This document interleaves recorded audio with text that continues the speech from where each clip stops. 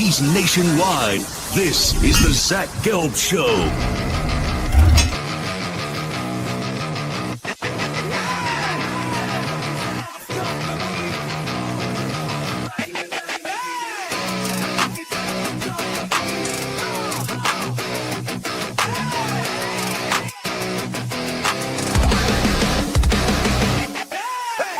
Here's your host, Zach Gelb. Live from the palatial yet not overly ostentatious studios of 365 Sports here in beautiful New York City. Welcome on in to a Wednesday edition of the Zach Gelb Show right here on 365 Sports. You could always get at me on the good old cesspool of Twitter or on Instagram, where I'm straight flexing at Zach Gelb. That's ZACHGELB. And you can also get me on TikTok at the Zach Gelb Show. But most importantly, youtube.com/@365SportsYT. youtube.com/@365SportsYT. Make sure you subscribe. Alrighty, we got a good show planned for you today. Coming up in about 30 minutes, we will be joined by Phil Martelli Jr., the head basketball coach at VCU. They won the A-10 this season. They had that great upset over UNC. We'll talk about what he just accomplished in year one and the future of his program. And then coming up at about 3:25 p.m. Eastern, 3:30 p.m. Eastern, we will be joined by legendary former Michigan coach. That is John Beilein, who took the Wolverines to not one but two Final Fours and not one but two national championship games. So we are excited to have Coach Beilein join us today. Garrett Ross is back in our Waco, Texas studios. And we start with an article about Jalen Hurts that dropped on the ESPN. So there was a lot of issues the last few seasons with the Philadelphia Eagles pertaining to Jalen Hurts, pertaining to A.J. Brown, countless offensive coordinators getting changed, Nick Sirianni being the head coach. And it's interesting because when you have this much frustration and contention and divisiveness, and I understand sports, it's not all rainbows and sunshines, and not everything works out perfectly. But when you have this many distractions, you wouldn't expect that in a 4 to 5 year stretch, the Eagles will make the playoffs every year, that the Eagles would go to 2 Super Bowls and also win a Super Bowl. And I think the way that we talk about Jalen Hurts is fascinating because not many people could say in this sport that they outplayed Patrick Mahomes. He outplayed Patrick Mahomes on the biggest stage, not once, but twice. Now, they lost that first Super Bowl, but then they, 2 years later, bounced back and they absolutely eviscerated and dominated the Kansas City Chiefs. But like entering last year, when I said Jalen Hurts was the 5th best quarterback in football, people are like, oh, that's crazy. And I'm like, well, he's been to 2 Super Bowls. He's won a Super Bowl. He has Super Bowl MVP. It's like, who else are you putting in front of him? And don't get me wrong, I'm not going to sit here and tell you Jalen Hurts should be viewed better as Patrick Mahomes. I'm not going to say Jalen Hurts should be viewed better than Josh Allen. I'm not going to sit there and say that Jalen Hurts should be viewed better than Lamar Jackson or even Joe Burrow. I think it's clear and obvious. And Stafford's older, but Stafford's a heck of a quarterback. But if you're doing the top 5 quarterbacks in the NFL right now, and like a guy like Drake May had an unbelievable season, but let's see some consistency because, hey, a few years ago, C.J. Stroud was high up on a lot of people's lists. Not the case anymore. 2 years ago, Jaden Daniels was high up on people's lists. Now it's like a big prove-it year in year number 3 because of all the injuries that Jaden Daniels had. But when you're talking about Jalen Hurts, he's a top 10 quarterback.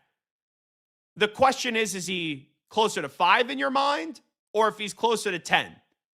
But if you go through it and you go through the quarterbacks in the NFL and a guy like Josh Allen, yeah, I'd rather have Josh over Jalen Hurts. The Jets and Dolphins don't have quarterbacks that would be worthy. Drake May, even though I think the world of Drake May and he's my quarterback, right now you still got to give the edge to Jalen Hurts. I gave you already Burrow and Lamar. Rodgers right now in the year of 2026 or Jalen Hurts. I think you'd rather have Aaron Rodgers. The Browns don't really have a quarterback. In the AFC South, Daniel Jones, C.J. Stroud, right? You go through some of the Trevor Lawrence. You go through Cam Ward. I think you'd rather have Jalen Hurts. The AFC West. All right, I gave you Mahomes. Herbert or Hurts. I still think right now you got to give the edge to Hurts. Bo Nix or Hurts, you still got to give the edge to Bo Nix, and the Raiders are drafting Fernando Mendoza. In the NFC East, has Dak Prescott ever been to a conference championship game? No. You're not going to say Jackson Dart yet. You're not going to say Jaden Daniels right now. In the NFC North, let's see another year from Caleb Williams. Jared Goff just missed the playoffs. Jordan Love, no thank you. It's like you go through this, and Kyler Murray, no. NFC South, Baker or Hurts. I think you'd rather have Hurts right now. It's debatable. No one else really worthy in this. I'm not going to say Bryce Young. In the NFC West, yeah, I'd rather have Stafford than Hurts for one season. Outside of that, the Cardinals don't have a quarterback. You want to say Brock Purdy or Hurts? I'd rather have Hurts. It's close. And Sam Darnold just won a Super Bowl, don't get me wrong, but so did Jalen Hurts, and he's been to another one.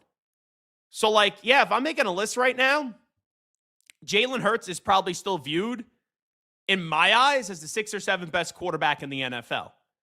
But I think when a lot of these lists come out this offseason, Garrett, they're going to have him probably 9th, 10th, or not even in the top 10 would be my estimation. And, there's guys that are there that you could debate, but in terms of the longevity of a half decade that we've seen from Jalen Hurts, and I get it, he has an unbelievable offensive line. I know last year they weren't healthy.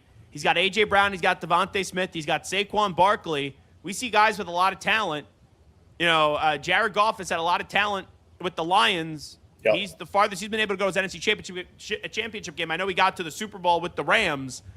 We've seen guys with a whole lot of talent in this league that don't accomplish as much as what Jalen Hurts did. Now, I'm not saying there's not things that Jalen Hurts can improve. I said it when he got to his first Super Bowl, that I remember being at the dais, or right at the dais for the podium for the press conference, and even when they won the Super Bowl, punch their ticket to win the NFC Championship and go to Super Bowl, he had that kind of Kobe mentality, which works for a lot of people. The job's not done yet, but I would have thought that his puppy just got killed or something. He didn't look happy. And I do think there needs to be times where you appreciate the moment, and then you get psycho, and then you get locked in. But I don't think Jalen Hurts is the greatest leader. I don't think Jalen Hurts has the greatest body language. But I could also acknowledge that Jalen Hurts overcomes adversity. Whenever he's questioned, he delivers. We saw what happened at Alabama. We saw what he did go on to accomplish at Oklahoma. He was a Heisman Trophy finalist. We know he gets to the NFL. People aren't fully bought in. He usurps Carson Wentz. He gets to a Super Bowl. He outplays Mahomes. The next year was the year from hell from the Eagles. He bounces back. He wins a Super Bowl, and now it's another year from hell. So anytime this gets doubted, every time you pin him into a corner, that tough SOB, he responds. But it doesn't mean what's in that article today by Tim McManus and Jeremy Fowler, it isn't true. I remember being in Philly, and there's a lot of times in life you learn things, and you get better for it. I remember there was this guy, Joel Santalaquita, local writer too, not national writer, local writer, who had this article about Carson Wentz, how he's a bad teammate and how there's issues in the locker room. And I remember being on sports radio, WIP, and shredding the article. And fans were calling in. They were shredding the reporter. And he was right. Yeah. Everything he wrote was right. Now, that doesn't mean the media is always right. It doesn't mean just because there's issues with Jalen Hurts right now that he's going to get driven out of town and he's going to get kicked out of town. But they are at a crossroads. It's another offensive coordinator. They've been through this 4-year dance where it's every other year. They make a Super Bowl. Then they come on back. They're 10-1. They were a disaster down the stretch. Then they win a Super Bowl. There was even issues that year when they won a Super Bowl. And then this year, it just never clicked. And now it's okay, they've been through those 4 years. You've accomplished more than what most fans can even think of. But it doesn't mean that those issues don't have to get fixed and they don't have to get corrected. And I'm not saying this is all on Jalen Hurts. Quite frankly, you know where I start this? I read this article, here's my takeaway. This is all on Nick Sirianni. And Nick Sirianni, he's a player's coach, but he can't be a doormat. He's a wildly successful coach. He's made the playoffs every year as a head coach, and people thought he was a joke when he got hired. And he's been to 2 Super Bowls, and he's won a Super Bowl. He's wildly successful. But for Nick Sirianni, he's got to get some control over his locker room. I don't think A.J. Brown's going to be there, but there's too much fighting with A.J. Brown. You have Jalen Hurts not listening to coaches. It's time for Nick Sirianni to put his foot down, and that even could come at the risk of maybe there being even more frustration and more friction in that locker room and some more contentious moments where then people eventually turn on Nick Sirianni and goes, this is not the right guy for the job. But you got to be willing to risk that. Like Nick Sirianni, he still has to value his quarterback. He still has to take his quarterback's input, but he's got to be the head honcho. He's got to be the guy in charge. And quite frankly, I don't know if he can be in Philadelphia, even though he won a Super Bowl, because that system's designed and that team's designed where it's really Jeffrey Lurie and Howie Roseman running the organization. But I know most people are going to read that article and be like, Jalen this, Jalen that, Jalen this, Jalen that. And some of the things that they're saying could be true and probably are true about Jalen Hurts. But this head football coach who has won a Super Bowl, has been to 2, it's every other year. It's either you win a Super Bowl, you're competing for a Super Bowl, or it's a mess. And I understand you take that, but now you got to reel it back in this year. And quite frankly, even though I think Nick Sirianni is a good coach in this league and he's been really successful, I think that's a huge flaw of his, is that he can't put his foot down and get the players to do the things that he wants done as a head coach in the year of 2026. No, that's all valid. I just think that a lot of this to me is stuff that's nonsensical, because if you read the article, a lot of it is, well, Jalen struggles throwing. Well, if you've watched Jalen Hurts' entire career, you know he's not an elite passer, so that's nothing new. But I don't think he's necessarily a bad leader to me, but I've never been around him. I've never really been in the building with him the way you have. But my outside perspective, I remember watching him in high school, even in Texas. Like, he's always been this worker mentality. Yeah. He's a coach's kid. Like, I perceive him as a good leader. So, and to be clear, I'm not saying he's a bad leader. Right. But even good leaders can lead better. And Correct. Even good leaders have some flaws. And I just think sometimes there's body language issues with Jalen I agree with that. No, yeah, there's definitely times where, like, things don't go his way and he looks like he's pouting and stuff. Yeah, I get that. But at the same time, like, to me, I'm as a fan of a team in the same division with him, looking at all the success he's had, looking at all the success the Eagles have. You're envious of it. Yeah, I am. Like, I don't understand. You would like to have those problems. I would love to have those problems, dude. Like, I would never complain to have those problems. So, like, we're living in 2 different worlds here when I'm looking at this situation as a Washington fan compared to how Philly fans feel about it. And honestly, I think a lot of Philly fans are freaking spoiled. You're spoiled and you don't understand what you really have. Like, you should appreciate this, because I think you're just a little over your skis on wanting Jalen Hurts out there. And it's one of those things where if you get what you want and you push him out the door and then you kind of fall behind, you're going to reap what you sow. And I think that's what, like, fine line you're walking there in Philly is trying to piss this dude off or kick him out the door when you have arguably one of the best quarterbacks in the league. And that's where you got to be really careful if you're them. So I put out this tweet. And it was a response to this guy blocking Jeremy Fowler. And he's like, Philly, do the thing. Oh, I saw that. And all I did, and I'm surprised, I usually know when things are going to blow up. This already has 85,000 views. It's only been up for 2 hours. I wrote, I love Philly. Lived there for 7 years and miss it. However, I do find it funny when a reporter has an article about one of their own, they attack the reporter, and then during the season, the fans will have many of the same complaints that were in the article. Yes. Same thing happened with Wentz, LOL. And you got some of these dopes. Like, I just saw another person, how can you compare Jalen Hurts and Carson Wentz? They're not even comparable. I'm not talking about what they accomplished. I'm not talking about their level of play. I'm not talking about them as players. I'm talking about the time where Joel Santoliquito, I believe his name was, had this article about Carson Wentz. He got shredded. I did the shredding. And all the fans agreed. And I learned from it because the article, because when you live in Philly, you get defensive, right? Yeah. It's just nature. Like, it's kind of like the way that I live life.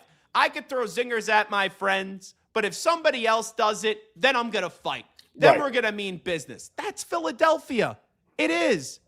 But it's amazing how some people can't comprehend the point that there was a hit piece, name your sources article with Carson Wentz, and it was spot on. So I'm not saying that this needs to be like, oh, Jalen Hurts needs to get moved on. They need to fire him. They need to trade him. They need to get rid of him. I'm not saying that. I'm just saying maybe not everything's true in this article, but when I read this article, I really didn't find anything new. No. These are things, if you pay attention to the situation, it's like these are all things I know, and these are all things that I've heard. And yes, things do need to change. Because the Eagles are an organization, they want to be the best of the best. They don't want this to be like when Doug Peterson was here. You win your first ever Super Bowl. You talk about being a dynasty, and then Doug gets fired. They want this regime to win multiple Super Bowls. They want to be viewed how the Patriots were viewed. They want to be viewed how the Chiefs were viewed. And you could have drama in those organizations. We've had a lot of drama in the Patriots organization. We've had a lot of drama in the Kansas City Chiefs organization. But if the players just blatantly ignoring coaching, if the players having some locker room issues, there has to be some tweaks to it. And here's the other thing.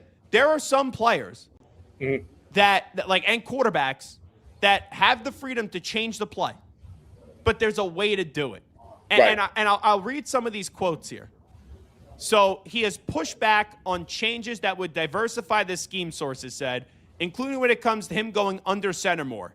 He has shown a reluctance to let it rip at times, particularly against zone coverages. He diverts from the game plan and changes play calls to what some feel is an excessive degree, the report added. So, he's right now having some pushback, and I know there's been a ton of different coordinators that have come in here, but last year there was pushback, and I'm not saying the coaching was great last year, but there is pushback when they're trying to take the offense to a different gear. That's a problem.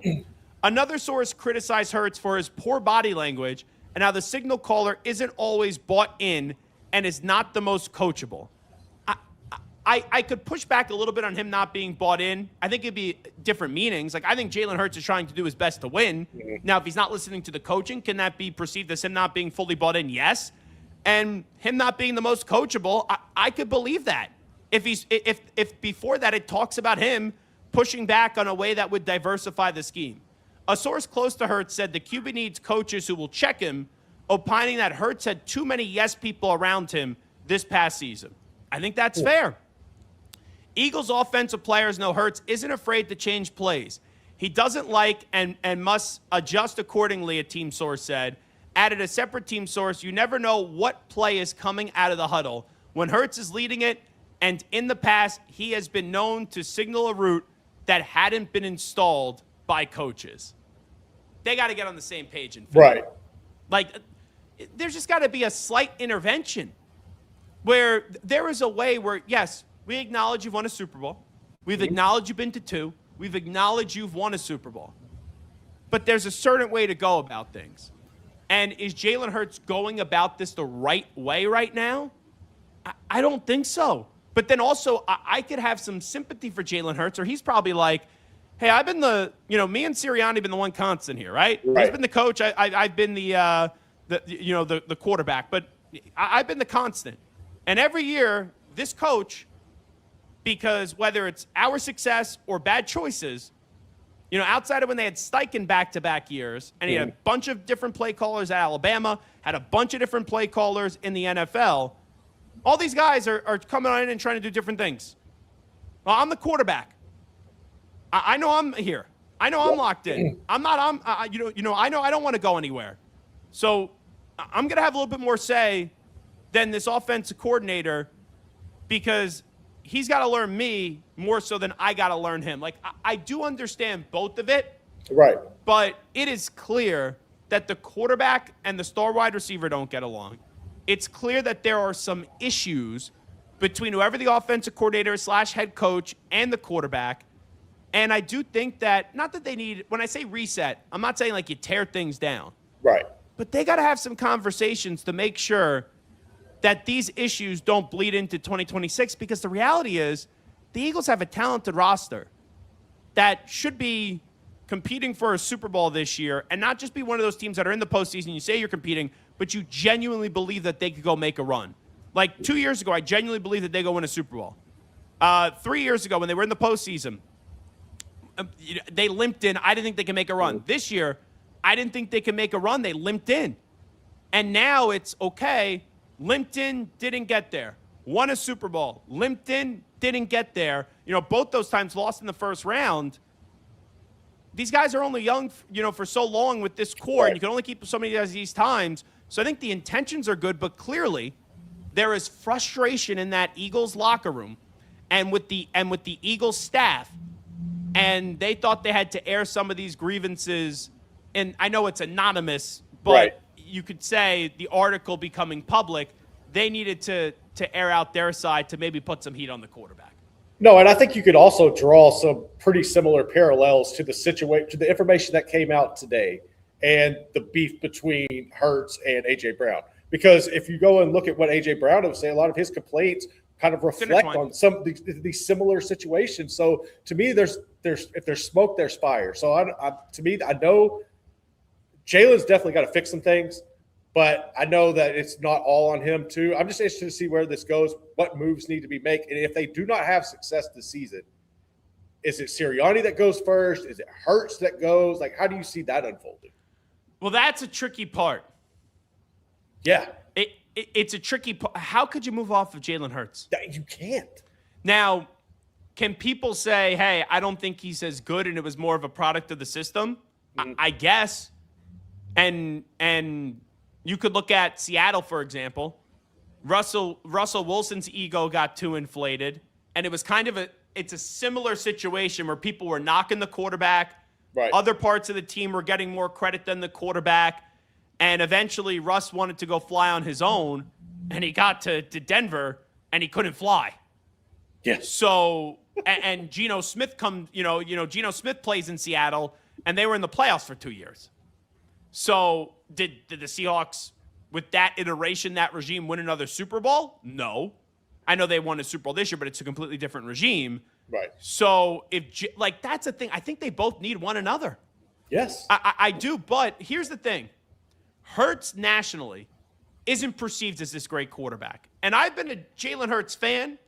I've been a Jalen Hurts apologist. I've been a Jalen Hurts defender. But you are fighting this narrative of he's good, but would he be great in other places? And that's there. And I always think that's a dumb argument. I do. But that's what he's fighting, and that's a perception that he's fighting. And I wonder how that's impacting him mentally. But with that being said, to answer your question, as much as I just said, hey, Sirianni's got to get his shit together, as my Siri just goes off when I say that, when I said Sirianni. No, Siri, I'm talking Eagles football. I don't want to talk to you. As much as I want to say that, like, hey, Sirianni's got to get his shit together, and this is going to be on him, and I do believe that, like, he's got to be the one that would go over Hurts, I would think, because how many times that there's issues, and this is the weird part, I don't know how much the issues are with Sirianni, and then it's more so you have issues with A.J. Brown and you have issues with the offensive coordinators. Because Sirianni, like, what does he do? Guy's had a lot of success, but, like, what does he do? He's kind of just oversees everything, and he's kind of – everyone has a manager, right? Right. That, the manager doesn't have the same clout as other managers. Correct. And then that manager has a boss, and that boss is the guy that's really running the show. Yeah. And he's kind of playing the puppet strings. And Sirianni, he's got the title, but he's not really the boss. So I would say probably Sirianni's the easiest one to go, but Jalen Hurts probably don't want a new contract this offseason, or at least have talks. There's 3 years left on the deal. But I think the Eagles are setting this up for a prove-it year for multiple people in that organization. Here is Adam Schefter. He was on 97.5 The Fanatic with John Kincaid and Andrew Salchunas talking about the article and potential future contract talks with Jalen Hurts. Here's Shefty. Also asked you about the Jalen Hurts contract extension, because we all know that entering not the final year of his deal, but the final year where there's a lot of guaranteed money, that's when talks start We had a reporter locally early on this week saying, no, they haven't even begun those conversations. They're not close to having those conversations. Do you believe this article is sort of a sign that the Eagles are sort of quietly having a prove-it year for Jalen Hurts? I don't connect the article to where it's at. I mean, I think they're two separate things. Where Jalen Hurts is at, the article, I guess, is like a part of it. This is where he's at. And there's a certain way that the organization feels about him. And I am unaware of any discussions that have occurred, whether or not they're close to an extension. I haven't heard that. They might be. I don't know that they are. I haven't heard that they are. My read on it, I don't mean the article, I mean just in general, would be that, yeah, this would be kind of a prove-it year for Jalen Hurts. I think there are a lot of prove-it years for a lot of players in the NFL. How many years does he have left right now on his contract? 3 full seasons, but this one's the last year with the guaranteed money. Yeah. Well, 3 full seasons is a lot of time to have left to redo a contract. So I don't think there's anything that's overly abnormal there. And what he just did, the new deal, is it 2 into a 5? I think that's right, correct? Sounds about right, yes. Yeah, I just think that's completely normal. So there you go. That was Adam Schefter on 97.5, The Fanatic. It is the Zach Gelb Show right here on 365 Sports. It is a prove-it year. It's a prove-it year for Jalen Hurts. It's also a prove-it year for Nick Sirianni. With that being said, though, whenever there is that prove-it year for Jalen Hurts, whenever his back is up against the wall, he usually finds a way to get this right. I don't think A.J. Brown will be on this roster. I don't know what Sean Mannion's going to be as an offensive coordinator. I don't. But Nick Sirianni's got to get everybody on the same page. And this has to be maybe not coaching on the field, Nick Sirianni's best job, but coaching off the field. This has to be his best job. He's got to get everyone, whether AJ is there or not, on the same page. There has to be a healthy relationship with Jalen Hurts, Sean Mannion, Nick Sirianni, because yes, it has worked to some extent. They obviously won a Super Bowl. I can't say it hasn't worked. They've been to 2 Super Bowls. They've won 1. But there's been a lot of drama. And when it goes wrong, when it goes south, they're still able to win a lot of games, but you know the team doesn't have a chance to win the ultimate prize, and you're not going to win the Super Bowl each and every year. But let's be real, the Eagles are now judged on a standard where it is Super Bowl or bust because they're trying to become one of the best organizations in the NFL. Zach Gelb here with you on 365 Sports. We'll take a break. When we come on back, we all remember VCU a few weeks ago taking down UNC. That was a really memorable comeback, down 19 points. They end up winning the game. Phil Martelli Jr. won the A-10, just wrapped up his first season with the VCU Rams, and he's going to join us, talk a little March Madness in his journey when the Zach Gelb Show continues after these short messages. The 4-burner, side sear burner with Clearview Glass stainless steel grill from Monument Grills. Made of tempered glass, which is strong, insulated, and allows you to check your grilling without lifting the lid. Our porcelain-coated cast iron cooking grids offer a large cooking surface of 513.3 square inches, primary cooking area, with even heat cooking. The Monument Grills include LED control knobs and are easy to light with pilotless electronic ignition. Better grilling, better value, Monument Grills. Protect your online privacy with NordVPN.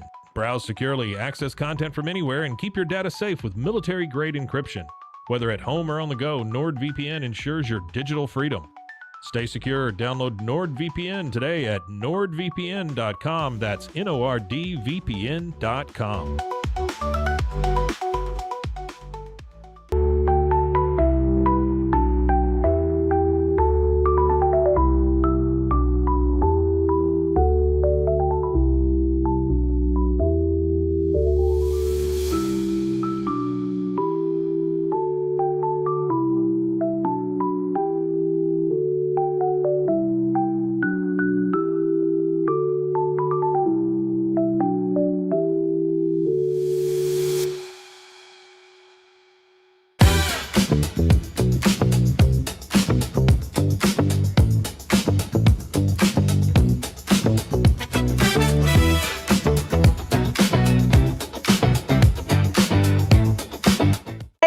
I'm Abby Dommett, 2023 CrossFit Games athlete, and I use Airwave because it helps me breathe easier and stay more relaxed during my workouts. 1, 2, 3, 4. Very discreet. He's live. He's nationwide. This is the Zach Gelb Show.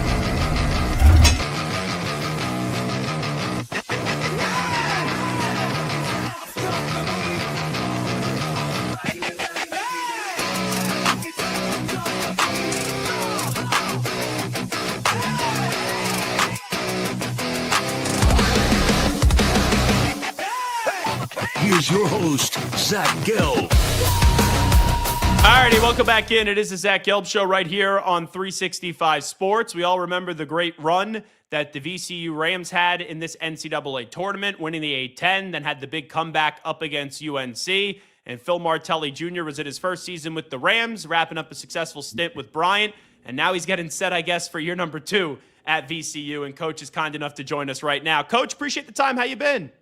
Zach, it's great to see you. I see you're rocking that Block M over there, so we know which way you're going this weekend. Yeah, we got John Beilein coming up in about an hour. My 2 best friends did attend Michigan, but Michigan's popular in your family with your dad spending a bunch of years with the Wolverines. Yeah, no doubt. A couple of those guys, were there when he was there.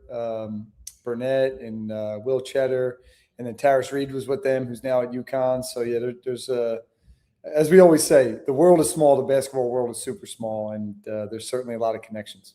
I'll tell you, if you want to send me some VCU gear, you got some double XLs out there. I'll gladly rep and support your family. I got a guy right across the hall right there he'll be on it. All right, let me start you off with this, and it's a weird way to start, but now with just the landscape of the sport, you go have this successful run, and so many more people then see your program. And you're staying, you got to get ready for the next season. But because of your success, so many guys are going to try to go get your players. I've seen some articles that there are a few that are already saying that they're staying and deals got done. But what is this like where, yes, you have a really successful season, you can't even breathe, and you got to jump right in to retain your roster? Yeah, I mean, last week was probably my busiest, most hectic, most stressful week in the last however many months, and we didn't play a game, because you're dealing with that. You're dealing with the meetings and then the follow-ups to the meetings and then the calls to the agents and the families and all the people. I'm fortunate. I don't have to deal much with the back and forth of the financial piece and the contract piece. I can just focus on the basketball, which is nice.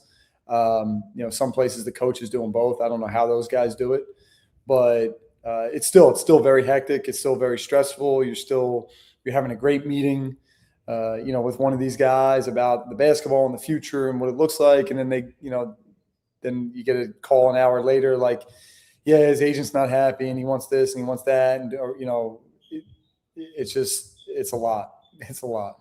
And I saw that Nick Lewis is coming back, Jokovic too, to see in year one, right? You never know how your message is going to resonate. You don't know how bought in players are. Now it's a financial world. If they get better opportunities, you can do everything right and they could go elsewhere. But to see some guy say, hey, I'm going to stay, it's got to be okay. What we're doing, even though we just had a successful run, our players are basically telling us it's working. Yeah, I mean, what I say right now is I'm about, when they tell me they're coming back, I feel about 50% good. When they sign their contract and put out their little I'm back video, I go to like 75, 80%, and then I'll be 100% when the portal actually closes. But yeah, I mean, right now we're in really good shape. We're not batting 1,000 just yet, but we're pretty damn close. And that does make me feel a little bit better than maybe I felt a week ago at this time. But, we're lucky here because we're well-resourced, because there's such a commitment to, high-level excellence here. And I've said not just in men's basketball, but obviously specific to this conversation in men's basketball, because VCU is so committed to everything, it makes it a little bit easier to have those conversations. Our guys are treated really well. I'm sitting in our practice facility that's as nice as any practice facility in the country, and I'll include a bunch of NBA, facilities in that. So they get treated really well. We travel really well. We really are treated like a Power 4 program, and those guys understand that, and then they see the success that they had individually, success we had as a team, and they want to keep that rolling. One of those players, Terrence Hill Jr., had a massive game up against UNC and gets catapulted into the national spotlight. How do you kind of look at this past year with him and what you guys were able to do for one another? Yeah, I mean, Terrence was a guy that we inherited. I got the job here. It's been maybe 370 days now I've been here, so a year and a couple days. He was a guy that when we met this time last year, he really didn't want to go in the portal. He was pretty committed to staying at VCU. We had, one really good talk, and he was pretty much in, and then a couple follow-ups with his family. And he really is one of those guys early on. You could see the talent he had. He didn't play much as a freshman. They had a really good team with a bunch of really, really good guards, including Max Shulga, who's in the NBA right now with the Celtics. But you could tell he could play, and he just kept getting better and better. And then our trust grows. And then, before you know it, he's starting the year off. He was shooting it like crazy from three. So everybody labeled him as this great shooter. And then they're running him off the three-point line. He's finishing around the rim at a high rate with, creative finishes and just finding ways to score the ball. And then it becomes, oh, man, he's a great scorer. And then, people are trying to get the ball out of his hands. And now all of a sudden he's having 7, 8, 9 assists, no turnovers in games. And people are like, man, that dude can just play, right? He went from shooter to scorer to just, he's just a really good player. And he had a hell of a year, and, hoping that we can get him back in black and gold and run it back. Yeah, it's interesting. Last year it wasn't difficult to get him to stay. I don't know what that's going to be like now. A little more difficult now. Yeah, it's a little more difficult now. Are you optimistic, though, that you'll be able to get him back? Yeah, I mean, we're having the right conversations. We're having the right conversations, and I think he understands what his legacy could be here. Him and Brandon Jennings are sophomores. They've already won 56 games in 2 years, and I've told them, like, there's a lot of guys that don't get to do that in 4 years. So they're knocking on the door of Eric Maynor, he's got 98 career wins. They're pretty close to doing that. It might be hard to do it next year, but the following year you can do that. Lots of records that could be broken, and then you're talking about hanging your name and your number in the rafters here next to some really high level guys. So, he understands that. There's obviously other forces that play with this, but I think he understands what he has here and the role that he carved out, and the special season that he had this year. That as I've said to him, I want to be sitting here a year from now, 2 years from now, going, man, that sophomore year was really cool, but look at all these even greater things you did your junior and senior year. I remember last year we were both at the Final Four having breakfast with your dad and Hunter Dickinson when your dad was getting honored, and you just got the job at VCU, and you wrapped up a really successful run at Bryant where you got honored also at that banquet. If I would have told you that day at the table we're having eggs and bacon and some muffins, that a year later, your first year, you win the conference tournament and then you'd beat UNC, what do you think you would have told me? I would have said to you that we are what I tell the guys all the time is we're not looking for good years, we're looking for great years. And I would have said, man, we must have had a pretty great year if we did all those things. So, it's I don't really look at those things, down the line. Like, people will say to me, like, well, what do you want to do next year? Like, I don't know. I just want to have a great team and, win games, have a great experience. What the final result of that is, I don't know, but we are always going to chase greatness. And, from that day when we sat together at that champions brunch, and I will be there again on Friday morning. I do love that. I do love being able to go there and get your little plaque and be honored as a champion, because that is something truly special. But I would have told you then, like, we're going to chase greatness. And if that's what greatness looks like, we're going to do our best to go get it. To do it in the A-10, how sentimental is that for you? Because obviously your dad did a heck of a job in the A-10 for years at St. Joe's. It's kind of surreal now, and I was talking about this with him, to have you now at an A-10 school and having this success too. Yeah, it's really cool. I mean, when I grew up, like, college basketball to me was the Atlantic 10. Like, obviously there were, the Big East was having, great years and great teams at that time, the ACC, all the conferences, right? And, certainly I was aware of all those things, right? Duke and North Carolina and Michigan and, all the different teams that had their runs, UNLV. I was obviously hooked on basketball, so I was paying attention to those things. But college basketball to me was the Atlantic 10, and it was going to the Palestra for the A10 tournament and having all four corners kind of occupied by, 4 different fan bases, going up to UMass and seeing games at the Kerry Hicks Cage, going to McGonigal Hall for, monster games against Temple, doing all those things. Like, that's what my childhood was, and that's what college basketball was to me. So now the conference is different, right? There's some of those teams are gone. There's new teams. But the competitive spirit of the Atlantic 10, the intensity of it, that has not changed. And you feel it when you get off the bus in all these arenas, in all these places, you feel it. And, I love it. I really do.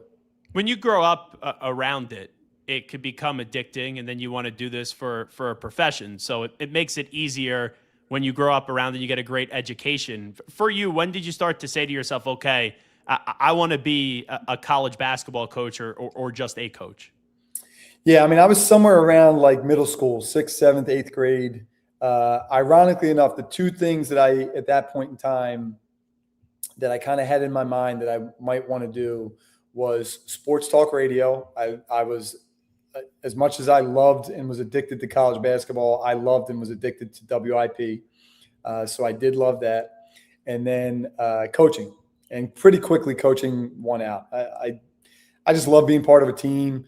I've always been lucky to be around a lot of winning, but was never necessarily the best player on any team I really played on, even around those ages. So, to me, it was always about having the opportunity to be the best teammate I could be, being part of that, being part of something bigger than yourself. And I just loved it. And, it also didn't hurt that was around the time I started looking around and going like, this NBA dream I have, like, I don't see a whole lot of 5'11", unathletic white guys running around out there. Maybe John Stockton, but other than that, there weren't a lot of them. And I was like, yeah, this might not be the right path for me. I'll tell you, I wonder what the Phil Martelli Jr. talk show would have sounded like. I think you made the right career choice. I'd rather be winning a game in the NCAA tournament than having to talk about Jalen Hurts in the Eagles locker room issues right now. I don't know. I mean, I would not trade it. I certainly wouldn't trade it. But I did. I mean, I love those years, just listening to sports talk radio, and especially some of those years like early 90s when the Eagles were not very good. It was actually more entertaining then because, Zach, like, you'd have people calling up going like, if I see Rich Kotite on the street, I'm going to blah, blah, blah, blah. And that was entertaining to me, that people are living and dying with this. And, it is cool to be grow up in a city like Philadelphia where, a win on Sunday could change the whole mood for the city for a week, right? Like, everybody's either like on cloud 9 or they're like the depths of, even a season like they had this year, the Eagles had this year, where you're like, they had won like 19 of 20 games or something like that. And just because they lost one, everyone's like, oh my God, the coordinator and the quarterback and the blah, blah, blah, blah. And you're like, man, like, it's just crazy. I'll tell you, when I interned for Angelo Cataldi, you would see like the craziest of craziest. Yep. But usually, right, the Eagles drive the train. I vividly remember your dad being a guest. And right, you think a college basketball coach, your young broadcaster, is going to be buttoned up, is not going to rip any of the teams in town. Him and the Phillies, it wasn't even the Eagles, but him and the Phillies, man, that's where you hear the fan in Phil Martelli, right? Yeah, it's been a tough couple days. I think he has stopped, said he's not watching another inning all season. I think he has said it. I think we're on, what are we, like game 5 now? I think he has said it 18 or 19 times. Wow. And it's fine for me. Like, I can decide whether I want to answer the FaceTime or not. My poor mom has to sit there on the couch next to him as he's, living and dying with every strike. Now, I'm the same way. Not as crazy as he is, but I always say I love the Phillies. Love the Phillies. I like the Eagles. I root hard for the Eagles, but I like the Eagles. But I do love the Phillies. So this early slump. Hopefully, we got out of it last night. But this early slump was not great for my fandom. I will say that. When he sees something that he doesn't like with the VCU program, do you get the Phil Martelli Phillies fan in a text message to you about VCU? No, he really doesn't. What's crazy is people are always surprised to hear this. Like, he does not. It is very, very, very rare that he will give me something X's and O's wise. You know, his secret sauce was always people and his ability to connect and deal with people. So usually when he's got something for me, it's like, hey, you need to make sure you put your arm around that guy. And it could be like somebody on the staff, you know, like make sure that guy's, you know, feeling valued, make sure this person's, you know, spirits are high, make sure, you know, you're messaging to the team, you're going into a tough stretch, like focus on this, you know, one game at a time, whatever it is. That's usually what our conversations are. Now he has been flooding with, you know, all these obvious portal announcements. You know, he has been hitting me from time to time. He knows what I'm looking for, you know, what we're looking for, and you know, either with me directly or with like me, my brother, who's my associate head coach, or a couple other guys on staff in a group text, or some way, shape, or form. He's shooting out like, hey, this guy would be great in this role and this, you know. So he's invested for sure. But not like with the Phillies. He's not yelling at the TV. I don't think. Well, that's good. Like you have to hate to like mute your own father on text or something like that, or just ignore his calls. But it's neat because, you know, I knew your dad at St. Joe's. Obviously got to know you a little bit. I know your cousin Jared, and it's kind of a family feel where there's love, but there's tough love, but then also you could have a fun environment. I thought it was so cool when you guys came back to beat UNC, and then I saw you talk about your brother on staff running up to your dad, and then eventually the embrace you and your dad had. For the three of you, that had to be a really special moment. Yeah, I mean, it's, you know, I was so fortunate to be on that side of it for so long and watch him have so many great moments, right? Like too many to even really count. And now to be able to see it, you know, in these eyes, right, in the coaching eyes, and be able to see him and see that pride and see the emotion. You know, he was always he was emotional on the sideline. He'd yell at a referee, things like that. But he's not an overly emotional, you know, very loving father, very loving husband, but also not like overly emotional. You know, so to see that emotion is really neat. And for me now, you know, I got to see it as a son and see him do what he's doing. Now I get to have my father seeing me do this, but also my kids. You know, I have a 16-year-old son, Philip, a 13-year-old, almost 14-year-old daughter, Mara, and an 8-year-old son, Nathan, who are around for everything. My wife, Megan, like to be able to watch them and see them kind of experiencing the things that I got to experience as a kid, you know, going to the NCAA tournament, being on the floor after a championship, walking up the ladder and, you know, cutting down the net and doing all those things, you know, as a kid. My son, Nathan, the little one, was able to be the, you know, the A-10 tournament, the NCAA tournament. When you advance, they smack the sticker on the bracket. You know, he was our guy for that. Somehow he got, you know, after our first win against Duquesne in the quarterfinals, the A-10 tournament, you know, I said to somebody, like, who did the sticker? You know, I was like, well, after, and they were like, Nate. And I was like, Nate who? And they're like, you're Nate. And then I saw the video. And then from there, that just became the thing, right? And I mean, you know, like I said it at one point in time, I'm like, man, we're having a lot of fun doing this and playing these games. And I see my kids, you know, the joy in their faces. And I'm like, I don't know if anybody's having more fun than them. And, you know, when you take your coaching hat off and put your dad hat on, there's nothing, you know, that can beat that. Was your 16-year-old the viral one from 10 years ago? He was, yeah. He was suits. He's getting into coaching, your dad told me, right? He is, yeah. He's really smart. He's ditched the suits. I can barely get him to put on a polo shirt now. My kind of guy. So, yeah, he's all sweats and sneakers and all that stuff. But he's really smart. He plays and you know, he's a decent little player and he works pretty hard at it. But his future is definitely coaching. And I always say there's things he'll say to me that I have to be like, yeah, I knew that. And then I'll go back and look on my phone or Google, and I'm like, man, how did he know that? You know, like I didn't know that. So, yeah, he's the next one for sure. When you look at the comeback up against UNC, and I know you guys were doing that a lot this season, where you got down, and it probably instills a belief because you guys have done it before, but this is on a whole different stage. How do you describe how your guys were able to come back when you were down 19 to the Tar Heels? Yeah, I mean, we've been resilient all year, and it started really our second game of the year. We played Utah State, who was obviously very good, beat Villanova, you know, in the first round in an 8-9 game. We played them in a neutral site game, our second game of the year. And, you know, second game of the year, new staff, a bunch of new guys.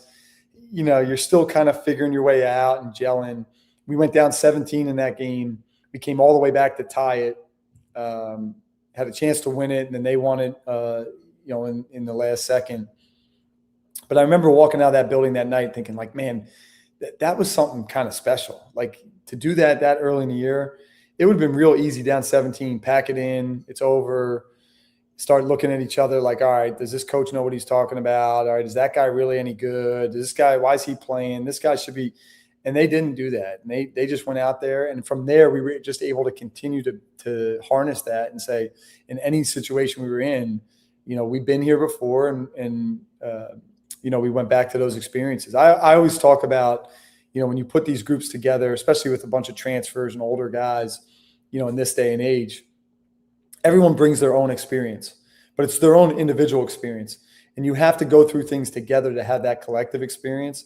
And because of the schedule we played, a really tough non-conference schedule, really tough conference schedule, when we got in that moment, against Carolina, there was no blank. Like, everybody just was in the huddle like, all right, we've been here, we've done this, and they could draw back on those experiences together, not just one guy going like, yeah, 2 years ago when I was at such and such school, we came back in the same situation. It was, no, we had tangible evidence together of like, we've gotten back in all these games. We're going to get right back in this game.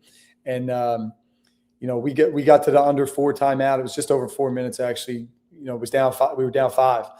And everybody was looking like, this is exactly where we wanted to be. And you could feel like this is not where Carolina wanted to be or expected to be. And, we knew right then. I was like, you know what? We're one play away. We make one play, we're going to have a chance to win this game, and we did. When you saw the news that Hubert Davis got fired, how did you react to it? Yeah, I was surprised. I mean, we're so caught up in our own bubbles, right? And like what you're doing. Obviously watching them, they had a top 10 pick get hurt, towards the end of the year. So you lose out that guy. You finish wherever they finished in the ACC, and you finish as a 6th seed. And, most places that would be good enough, right? Now it is Carolina, and there's a certain expectation there. So, you're not totally surprised. But, I didn't even know that was like a thing, like it wasn't something that I'd been hearing whispers or rumors or whatever, because you're just so locked into what you're doing, especially that time of year, for conference tournaments and trying to win a regular season championship and then win a tournament championship. Just so locked into that I was kind of blindsided, honestly. Before we let you run, you guys had that great win up against UNC. Then you did go on. It didn't go your way up against Illinois. Brad Underwood has been around for a long time. Good to see him go to a Final Four. You got Wagler and Stojakovic, so many good players on that team.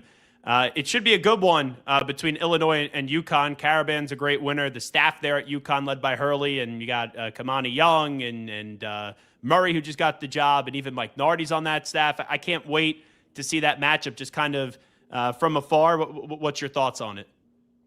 Yeah, I mean, I haven't seen UConn live, but certainly they are a great program and have done incredible things there. But man, Illinois was so impressive in person. I've seen what those teams look like, seen what those national championship teams, Final Four level teams, what they look like. And I walked out of there like, man, there's not a whole lot of better teams out there than them, and made me start thinking too, like they're a 3 seed. I'm like, that means you're one of the top 12 teams in the country. I'm like, there's no way that there's 12, 10, 8, 6 teams better than them. There's just no way. And with their size, their skill, and their ability to move, just with so much depth, so much IQ, I was really, really impressed with them. And I have a ton of respect for Brad, for his entire staff. Orlando Antigua, who's on his staff, has been around forever, is one of the best guys in the business and a friend, and has always been good to me since I started in the business. So certainly rooting for them. But I wouldn't turn your channels watching that game. That game's going to come down to another last second, another last minute, who can make one more play down the stretch, and that'll be who's advancing to Monday. But I also don't think people are really talking about it, at least not that I've heard. They played a couple years ago in Boston on UConn's championship run, and UConn blew them out. They were like a 30-0 run or something like that. Yeah, and I have to imagine, I don't know the Underwoods, I don't know Brad super well, but I would imagine that there's some, and I don't even know how many guys are still left from either of those teams, probably not many, but I would imagine that there's a little bit of like a buildup of, they remember that. And I think I heard that they played earlier in the season, so obviously there's some familiarity there, but I'm quite sure that there's like the last time we played them in the NCAA tournament, quite frankly, got embarrassed. And I would bet there's a little extra fuel and motivation, on that team going into this week. Last thing, just to put a bow on it and get it back to VCU. It's weird now to ask this question because you have to basically rebuild each and every year now in college basketball. But your first year there, we know VCU is a big brand. We know what Shaka did. We know what's continued there. And you guys have had success. You got a taste of it. I don't think in the system anymore complacency could sink in just with how, I'm not even say day by day, second by second it is now in this sport. But what are you building here at VCU as you get ready for your number 2? Yeah, I mean, I said it after the game. Like, I don't want that to be the pinnacle. I want that to be the baseline. And, then when we got back to the hotel and we met with the team and then I met with the staff and I told them, I said, like, I'm sorry I'm not great at reflection. I gave them my thank yous, but I said, I'm honestly not great at reflection. My mind is like, how do we push even further? And that's what we're trying to do. Like I said, I mean, we are resourced at a high level. There's nothing that we do that, or there's nothing that they do at the Power 5 levels, Power 4 levels that we don't do, in some way, shape, or form. So, when it comes to resources, when it comes to the way that we travel, the way that we eat, the way our guys live, the way that we operate, we operate at a super high level, and that's what the expectation is. So, to me, like I said, that's a great highlight, and that'll be talked about for years. And beating Carolina and all that will go up in the history books here. But there's a deep legacy here, going way, way, way back. There's a lot of banners hung in our building, and we got to make sure we're doing our part in trying to add to that legacy. And I tell them all the time, like, you can't see it over this wall here, but the piece of the floor with the giant logo from the 2011 Final Four hangs up there above our practice facility. And I tell them that thing just looks too lonely to me. It just looks way too lonely to me.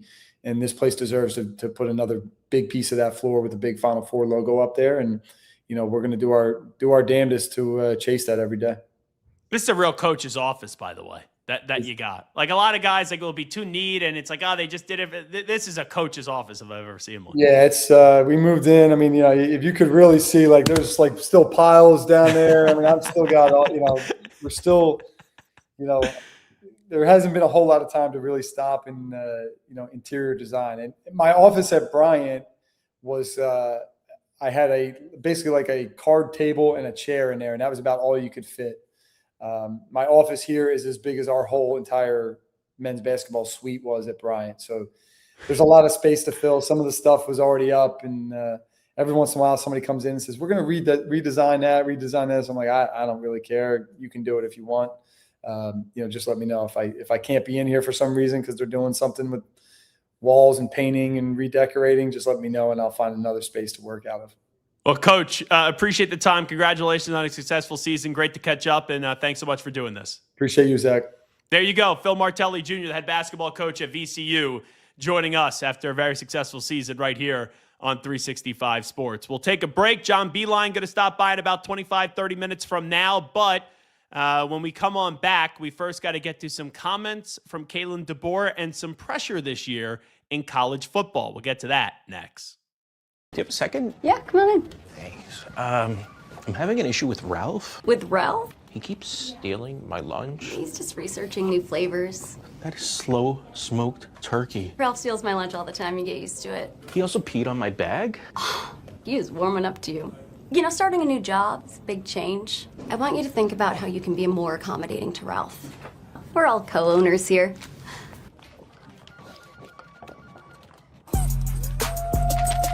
If I'm only wearing one suit this summer, it has to be Tuileries Performance Linen.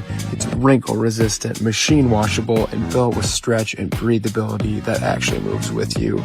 It'll keep you cool, sharp, and stress-free at your next event.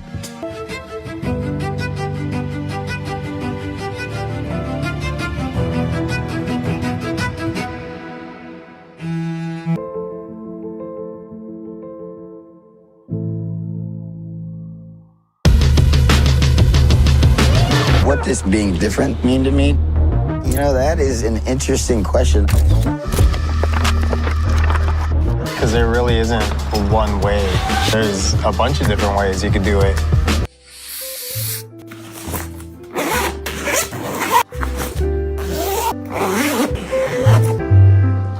But love is passion. Someone you can't live without. What do you want? What's that really good non-alcoholic beer I keep hearing about? Do you have that really great non-alcoholic beer that I keep seeing? You mean athletic? You're looking at it. It's athletic. Ask for it. He's live. He's nationwide. This is the Zach Gelb Show.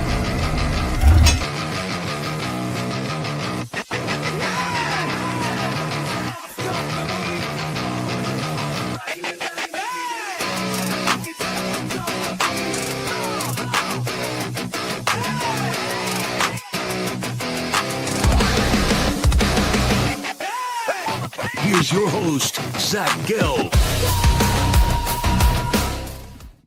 All righty, welcome back in. It is the Zach Gelb Show right here on 365 Sports. I saw an article earlier today, and it was from On3, and it was talking about Kalen DeBoer and how he always had pressure. And there was this article on On3, and I saw it was from Chris Lowe, and it was basically that he knew what he was getting into when he was taking the Alabama job, and there was noise that was everywhere. And even when he said he was at Sioux Falls, that there was pressure. Now, I like Kalen DeBoer. I know him very well, and he comes on my show a lot. And there's difference in anything that he faced at Washington or Sioux Falls than what he's facing now at Alabama. And he said that being here for a while and, that he's not going to run away just after 2 years. And this is the thing, Garrett, and I think we're in lockstep here. Mm-hmm. Has Alabama not looked like Alabama? Yes. When Nick Saban walks out the door, even look at Duke right now, basketball. They've had success. Now, they haven't had the ultimate success, and that's winning a championship, and that's the standard. Even if you win one championship at Duke, people aren't going to say, well, look how many Krzyzewski won, so keep on going, Shire. And I do believe that DeBoer is dealing with similar things. Now, the first year, it's weird. They beat Georgia, and it looked like that thing was rocking. Right. And then it was the first year of a 12-team playoff, and you got to think Alabama's going to make a 12-team playoff. And then down the stretch, the quarterback play declined from Jalen Milroe, and even after they had a loss to Vanderbilt, they had another loss, and they ended up losing that game to Oklahoma. That's what's eliminated them from the college football playoff. And then you look at it this year, they got just dominated by Florida State, which they weren't good enough in that game in the trenches. And you had the quarterback, who was the quarterback? Why can't I remember his name? The Florida State quarterback that was at Castellanos, Thomas Castellanos. Oh, yeah. Who was at BC, then transfers over to Florida State, talks all this shit, and he backed it up. Yeah. And it's like, wow, people aren't feared by Alabama anymore. But then they went on that heck of a run in the SEC, and they lose one game to Oklahoma. And that was a game where they still were able to make the college football playoff. They go into the SEC championship game. They finally lose to Georgia. Not only lose to Georgia, they get obliterated. Then they go into the college football playoff. They come on back against Oklahoma before their season did end up against Indiana, where they just got annihilated by the best team in the country. So has Kalen DeBoer had success at Alabama? Yes. You think so? I do. Dude, you can't tell me you're following up the greatest coach ever. You got them into the playoff. The rules have changed where you can't stockpile talent anymore the way Saban did. Yeah, you're fine. You're perfectly fine. Well, see, that's different. See, expectations. There's being fine, then there's having success. And I say this as a Kalen DeBoer honk. I love the guy. I think he's a phenomenal coach. I think he will win a championship at Alabama. Right. I think he's been fine. I think he's been year one. I can't say it was successful. They missed the playoff. Year two, did they feel like a national championship contender Entering the playoff, no. But I do think last year was successful, I guess. Yeah. So I would say this is a major year for Kalen DeBoer. But last year I walked into it saying, Alabama go to a championship game. And I felt like I was on an island saying that. And then this year, I'm not going to sit here and say Alabama's going to a championship game. Now, they have their own quarterback this year who sat last year. And that's a DeBoer recruited guy, Keelan Russell, I believe his name is. Yep. And I'm excited to see that. It was the whole Ryan Williams situation this year was just bizarre. Yeah, that was odd. Because he had such a successful first season. And I don't know, year number 2, it just never felt right. But the defense at times looks like it could be Alabama football defense. And then other times it's like, ooh, yeah, they just got absolutely shredded. The thing I want to look for is at the quarterback play. Okay. Because we've seen two things happen now in back-to-back years with Ty Simpson and with Jalen Milroe. They get out to good starts, but then down the stretch, Milroe, that game up against Oklahoma, he was horrible. Simpson up against Georgia, horrible in the SC championship game. And I think, like, put it this way. Last year, when they beat Georgia for the second year in a row, I said, that doesn't show me growth. They beat Georgia last year. Go beat Vanderbilt, which is crazy to say at Alabama. Yeah, it's so weird as hell. But they lost to Vanderbilt after the Georgia win. And then they beat Vanderbilt. And they beat Vanderbilt pretty damn good in that second half. Then the Oklahoma thing happened again. And I was like, oh, is this deja vu? So early on the last 2 years, I've bought into Alabama.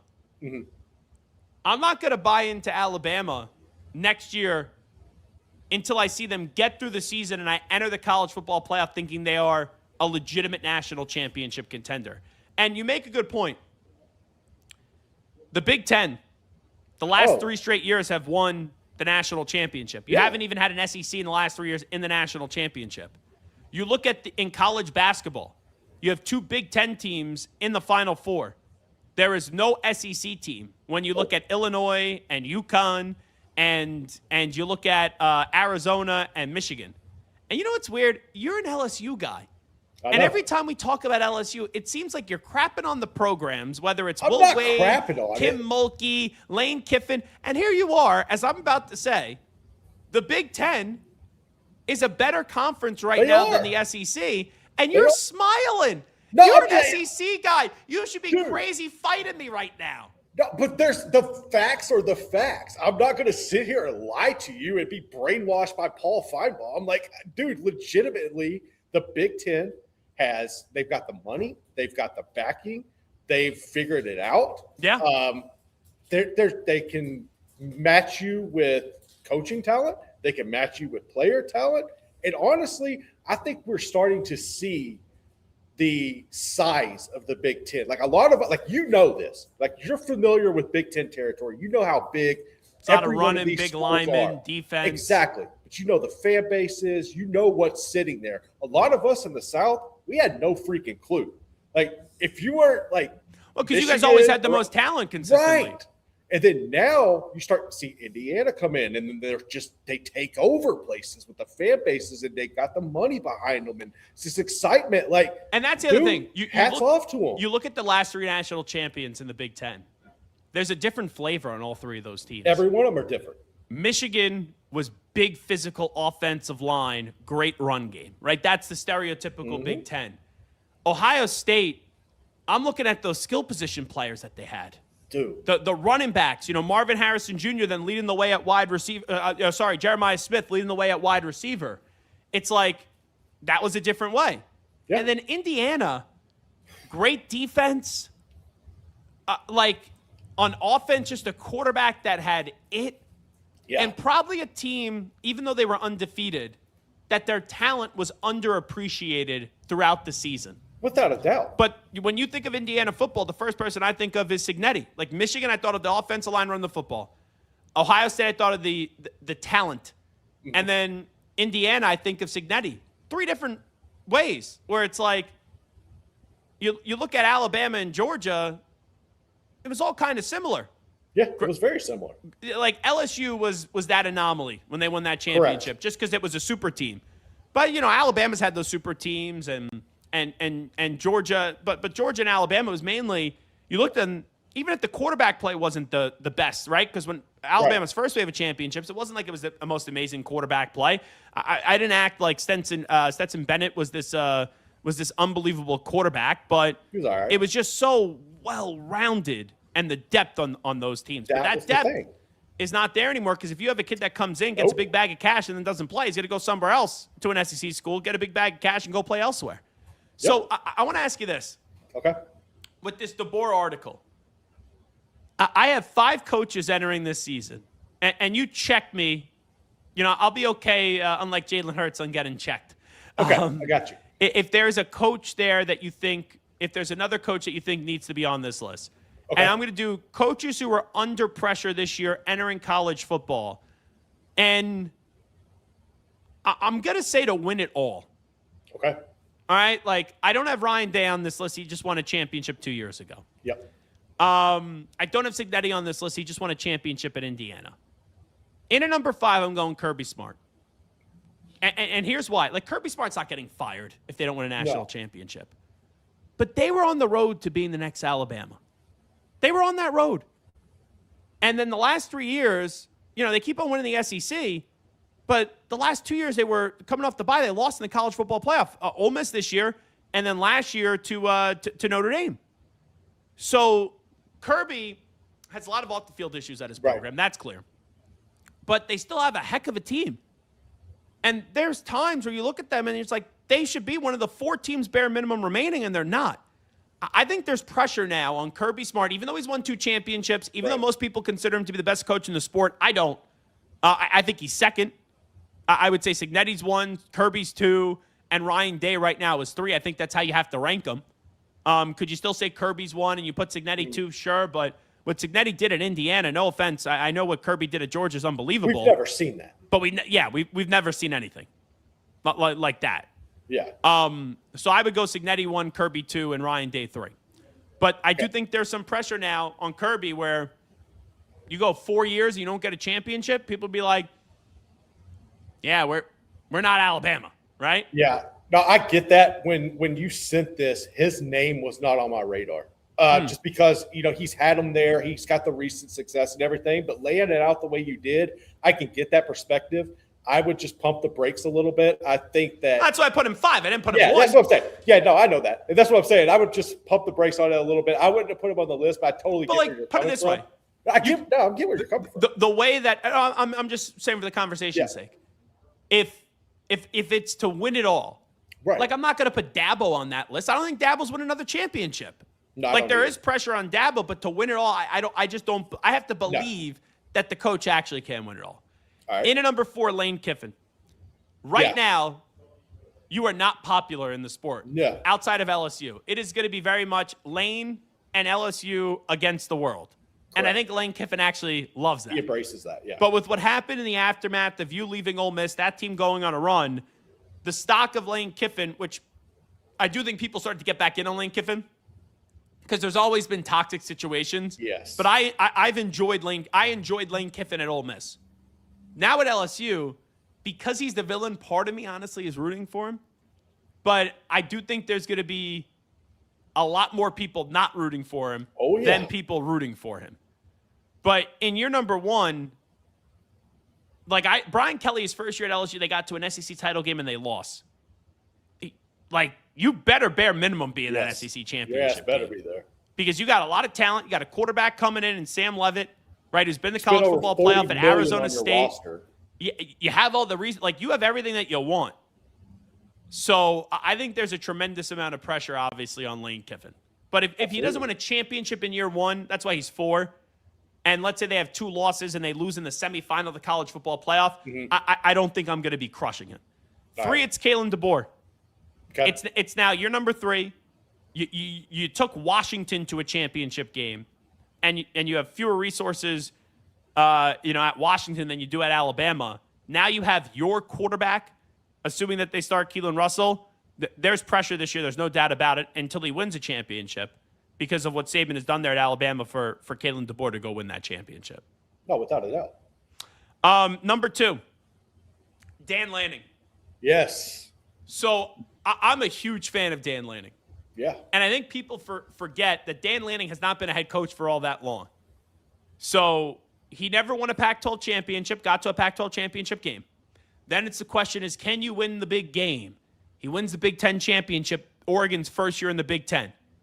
And then this year, there's no excuse. This past year, there was no excuses. That was a team that should have been competing for a championship. And I know that they went far, but they just got ran out of the building up against Indiana, and you could see a common theme there. And that was the second time they lost. They only had 2 losses this year. Both were to Indiana.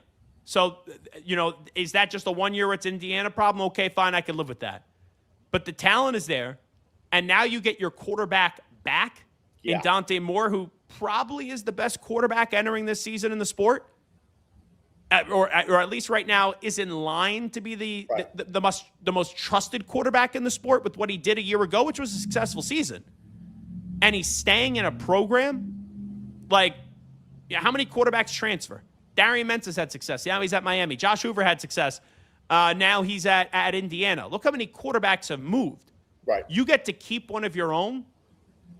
Dan Lanning this year, it's not, oh, hey, go compete for a Big Ten champion. Like, you win a Big Ten championship, it does not mean that you had a successful season this year. Mm-hmm. He has to go win a championship. He is in that line now where until he wins a championship, it's championship or bust for Dan Lanning, who I think is a top 5 coach in the sport. I think he's young, energetic, awesome. He's everything that coaching should be about in the year of 2026. But now you've had enough chances where you build what you want to build, and you've had some success in different conferences. What's the one thing missing on your resume now? It's a national championship. So I'd put Dan Lanning in it too. No, I definitely, exactly. I think that, to me, Oregon, they're almost like fool's gold in a way. Is they've been knocking on the door. They claim like they're almost a blue blood. They have the backing. They've got everything, and then they just can never get over the hump. And if you can't do it now in this era, like, I'm at this point, like, I'm curious to see what happens first. Does Phil Knight see Oregon win a championship, or does Jerry Jones see the Cowboys win another Super Bowl? Like, that's kind of the territory we're walking right here. It's not even close. Oregon is a lot closer to winning a national championship I would hope so, than the Cowboys are to winning a Super Bowl. Now, I would hope so. Age-wise, Phil Knight is 88. Yeah. I'm going to say Jerry Jones is 82. He's about the same ballpark, bro. I'm going to say 82. He's 83. So I am not going to pontificate. We are not going to have a death pool here. All right? I am not going to stand for that. I got morals. Oh, so there you are with the morals now. Okay. Oh, yeah. You are rubbing off on me. Yeah, but your morals are silly. Silly morals. Okay. Fair enough.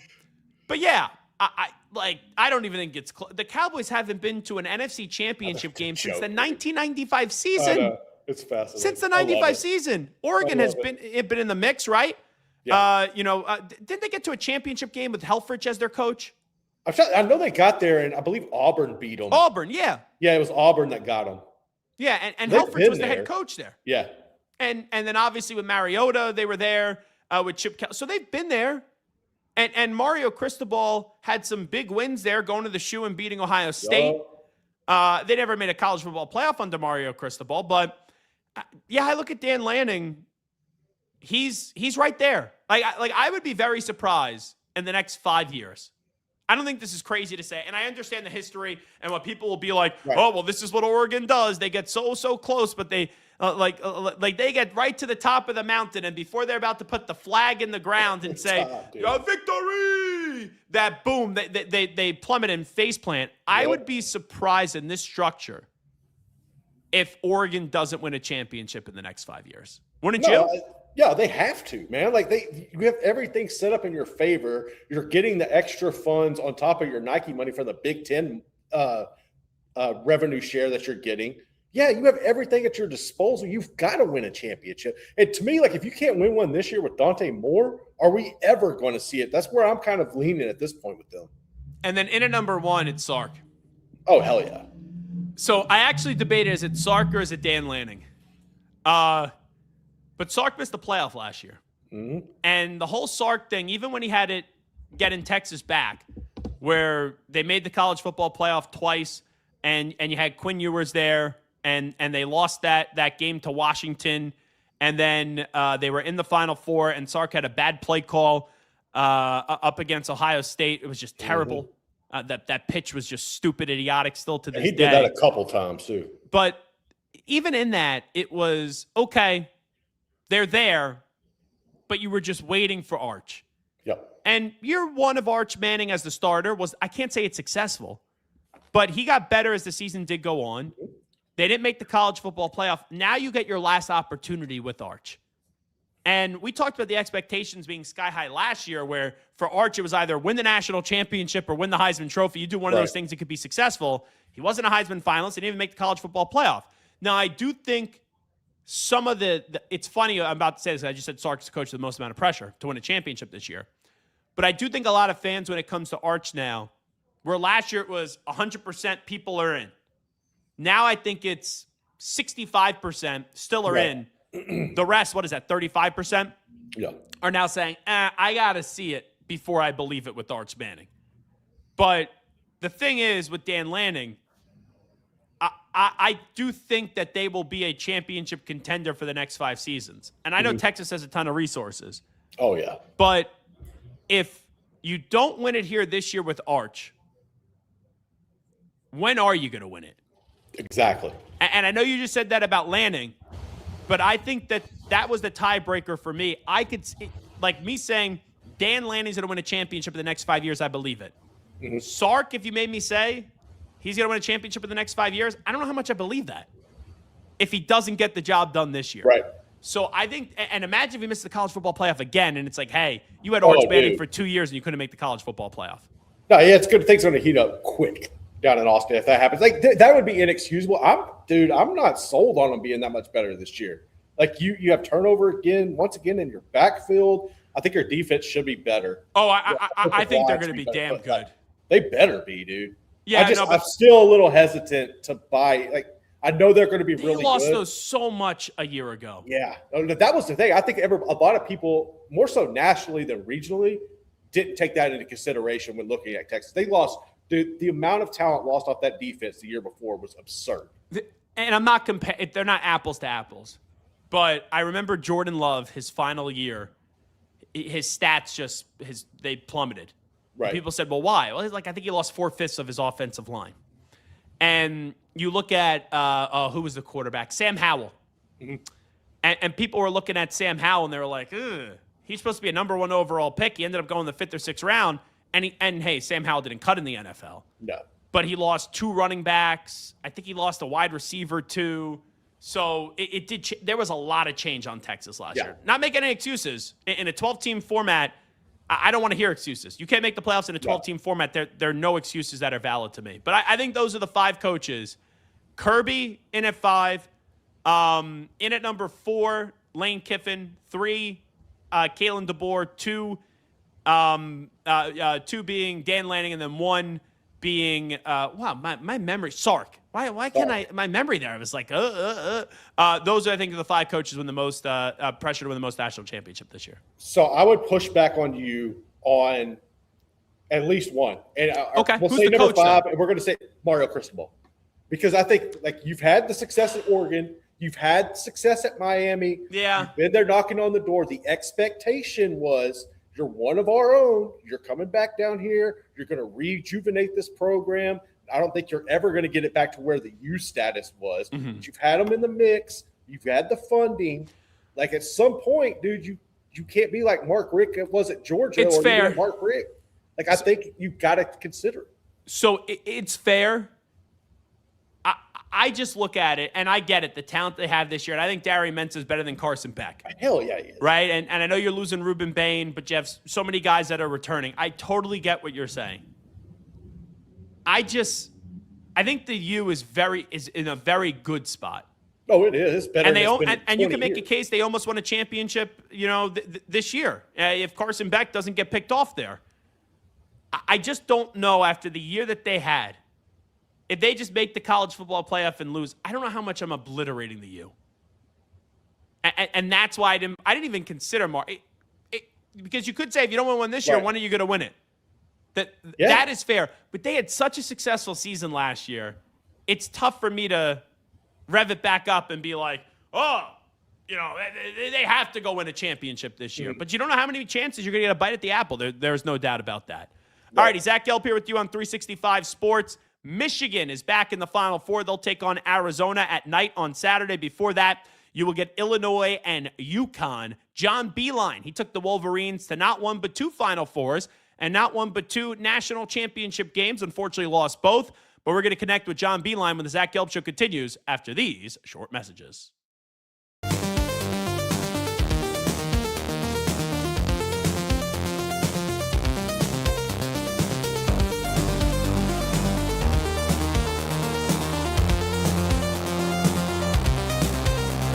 For the past 4 years, we have trusted Jackery to keep us powered while on the road. The Explorer 5000 Plus provides 5,040 watt-hours of portable power to pair it with the smart transfer switch to power your entire house off the Explorer 5000 Plus. I had a panic moment running my hands through my hair, and that's when I found Keeps. Keeps gave me the results that I was really looking for. I definitely felt a lot more confident once I saw my hair coming back. Keeps has given me the control of my hair back. Get your first month free at Keeps.com. Number 1, the best bang for your buck. Number 2, we put out educational content. Number 3, our customer service and sales team. Number 4, we work to ship all orders out same or next day. Number 5, reviews. Let the gains begin. Meet Beagle, your financial concierge. Find your old 401k. Discover your 401k hidden fees. Roll over and save thousands. Unlock your 401k and IRA. MeetBeagle.com.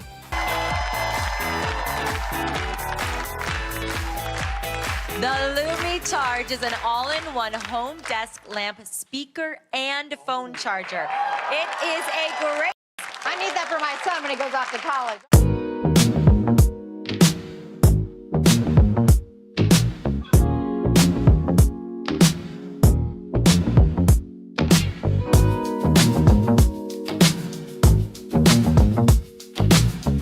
He's live. He's nationwide.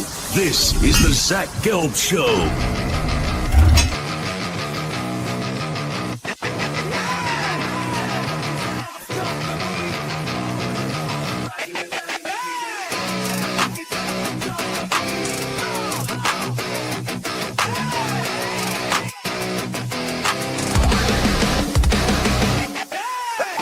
Here's your host, Zach Gelb. It is the Zach Gelb Show, coast to coast on 365 Sports. The Wolverines are back in the Final Four. They have a mega matchup coming up on Saturday evening in Indianapolis up against Arizona. Now joining us is a man that led the Wolverines to two Final Fours as their head coach, and that, of course, is legendary Michigan coach in John Beilein. Coach, appreciate the time. Thanks for doing this. How you been? Thanks, Zach. Exciting week. This is an exciting week for Michigan. It brings back some great memories, just this whole thing of making these runs, but bad memories because we never got it done. So I'm thinking right now Michigan's in a really good place to get it done this year. Yeah, I wasn't intelligent enough to get into Michigan, but my two best friends, they both attended Michigan, and since I'm a Temple Owls fan, we had a great basketball program. Yep. Had some success there. When I was there for the football team, but I really adopted Michigan athletics. And I was telling one of my best buddies, Alex, that we were having you on. And I hate to bring up one of the painful memories right out of the gate, right? We should butter you up. But he goes, you got to ask Coach about that BS foul call in the championship game on Trey Burke. He still can't get over that one. A lot of people cannot get over it. And while it was an important call, people just think it lost us the game. It didn't. We still had to play better.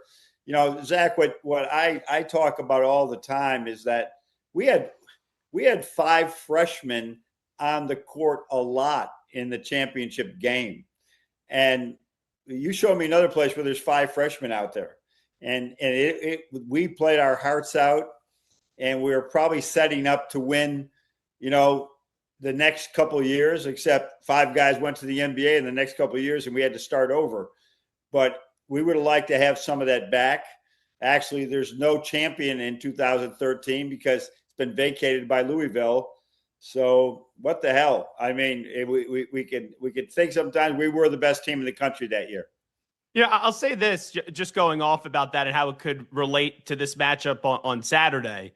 I know Michigan has a ton of transfers, but guys that have played a lot of college basketball, where you look at Arizona, they're led by true freshmen. How much of a difference do you think that experience is going to have coming up on Saturday? Huge. This is what I'm talking about, everybody, and I could be wrong. This is just a great example, and I feel bad for the Duke guys. But if they got juniors and seniors out there at the end of the last 2 years, they are not, having those issues at the end of games. And I'm not saying, I said, what are you going to do when 5-star guys are walking in the door? You're going to say, no, I don't want you. But I just think it's really hard to win it all with freshmen. It's just really hard. And that's where Michigan has a huge advantage. I added up the years, and Zach, you probably could do better, but you didn't get into Michigan, so maybe you can. Hey, at least I didn't go to Ohio State, right? That we had 5 freshmen, and then so that's 5 years of experience. And then we had Tim Hardaway with 3, so now we got 8. We had Trey Burke with 2, so now we have 10. And then Jordan Morgan with 3 years of experience. So now we had 13 years of college experience in our rotation. If you look at Michigan, it's like 6 years, 5 years, 4 years, 3 years, and then 1 year and 2 years. I mean, it's like 25 years of experience. So that is if you watch Indiana football, that's the ticket to winning right now. And because while there's so many issues with the NIL, I think of all the players we could have retained who, went in the second round for the $500,000 guaranteed when if they're paying that beyond that in colleges. So I just think Connecticut is older. Michigan is older. Illinois has more experience than Duke did. They're probably not as talented, but at winning time, it is really hard for the freshmen to step onto that stage. And just go back in history. I think Duke had 1 year where they really had a lot of freshmen and they won. Other than that, it has not happened. It hasn't happened. I also say this, it even makes it more impressive than, with what Dusty has done, because about player development and how you could get a freshman and then by his junior year, they're playing at such a great level where they have NBA interest. But Dusty was plucking guys left and right. Not a lot of starts for Merez Johnson and Adai Mara. And then they come into Michigan, and it's not only this team has been able to bond it together, but there was really never a rough patch. Only lose three games in a season is unbelievable. Here's the biggest thing, Zach. This will never happen again. This goes with Joe DiMaggio's 56-game hitting streak. There will never be another Big Ten team go through a season undefeated on the road. It doesn't happen. When we were in the good years at Michigan, we never, except at Penn State, maybe, we played to a sellout every time. And it is really hard to win on the road. I don't care where you're playing, but every game was a sellout. Michigan's coming to town. We hate Michigan. Let's go beat Michigan. And it's so hard. So what they've gone through a gauntlet already. They're, as we talked about, so experienced, but their talent level reminds me of the old days when guys stayed 3 or 4 years and the talent level was great. Guys might have jumped ship in their junior year back in the day and went to the NBA. And so we got to have luck, or you can't have bad luck. We can't have an injury or foul trouble or something like that because we're not that deep. But we're just deep enough to be really good. 7 guys in a rotation is almost perfect. 7.5 is perfect.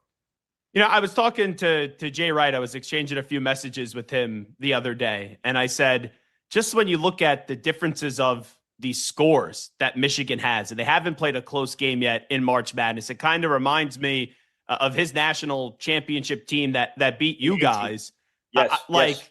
I'm looking at what they're doing right now, and I'm expecting Saturday night's going to be a good game. Arizona, Michigan, 2 of the top, 3 teams in the country this season. But it's crazy how they've just gone through this gauntlet, and they haven't played a close game in March. Yeah, it's funny you say that because I say when we lost in 18, I said, that's the best Final Four team I have seen in a decade, Villanova. It just happened to be out because what they had. Look what they had again. I mean, they didn't have a freshman out on the court except the kid that made all the jump shots against us, DiVincenzo. I think he was the only freshman that got on the court. But Jalen Brunson was a junior, I believe, and Bridges was a sophomore, and then the front line was all older kids. So that's Michigan's just plowed through this thing. Let me speak about the development. So Mara, I don't know why he didn't play at UCLA. That will be something that will people will wonder forever, because this kid has been a difference maker by blocking shots, his defense. He makes foul shots now, but his length at the rim and his defensive rebounding and outletting is I think he's a sure first-round draft choice. He can pass, he can do everything. Morez Johnson didn't start at Illinois, but it was only because he was a freshman. He was going to start the rest of his life there. I mean, he was really good. And then Lennonberg, had a great year, but these guys have gotten better. I think the bigger story would be Cadeau, where he was for 2 years at North Carolina, underachieved, and he's playing right now as good as any point guard in the country. He makes threes. He's unselfish. He does so many things. And then you also take off the bench Rodney Gale. He was a 5-star guy, goes to Ohio State. He's in his 4th year. He's a senior.